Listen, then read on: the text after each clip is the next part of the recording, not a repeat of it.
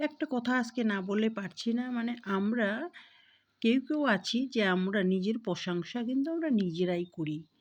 কিন্তু এটা একদমই ভুল। মানুষে যাকে ভালো বলবে বা মানুষের প্রশংসা করবে তাদেরই প্রশংসার যোগ্য। আর আমরা যদি নিজেরাই বলি যে আমি ভালো, আমি ভালো, আমি এটা করি, আমি ওইটা করি, এটা কিন্তু একদমই ভুল।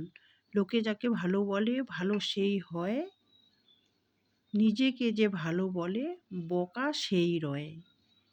তো নিজেকে ভালো কোনোদিনও বলতে হয় না। নিজেকে ভালো বলবে লোকে যখন, তখনই আমরা ভালো।